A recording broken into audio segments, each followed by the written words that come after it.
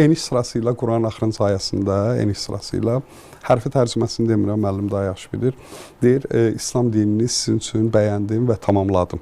Bu mənim bir 5-10 ilimi apardı bu ayəni başa düşmək ki, çünki bütün tərcümələr, türk tərcümələri, Azərbaycan, rus tərcümələri hamısında bu cür idi. Ki Allah bizim üçün bunu İslam dinini, baxın İslam dini deyəndə artıq coğrafi bir şey yaranır insan belində. Daha çox şərq, Avropaya getdikcə xristianlıq, ateizm, deizm və s. Sonra başladım özüm araşdırmağa ki, niyə Allah bunu bizim üçün bəyənib, coğrafi bir şeyi. O tərəf yuxarıdaşlara da xristian dinini bəyənib, o bir tərəfdə ki, budizmi bəyənib. Sonra baxdım ki, biz ümumiyyətlə tərcümədə düz getmirik. Bu mənim fikrimdir. İslam barış deməkdir. Din borc, yəni dolq, rus dilində isə borc deməkdir. Ondan sonra tərcümə elədim ki, deyir ki, barış içində yaşamağınızı sizə borc bildim və bunu bəyəndim. Allahın bütün yaranışdan, insanlıqdan istədiyi barış içində yaşamağımız imiş. Böyle bir şey istəmir. Sülh içində yaşayın, birbirinizi yemeyin. Barış, ruzunu verən mən, yaradan mən, yaşadan mən. Siz mənim verdiklərimi bir-birinizə qısqanırsınız. Biriniz neftə görə, o birisi ölkə cumur, bir-birinə görə, qonşu-qonşuya. Sonra İslamın şərtlərinə baxdım, namaz, oruc, həcc, zəkat. Baxdım, namaz Allahla barış içində olmaqdır.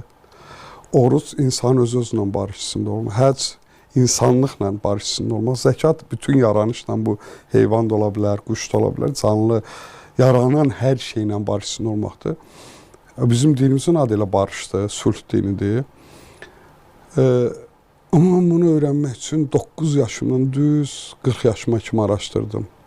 Kaş ki bunu bir nəfər elə belə tərcümə eləyəydi. İslam dininin barış olduğunu, müsəlmançılığın Allaha təslim olduğunu, din sözünün borc olduğunu. Misal üçün qurban.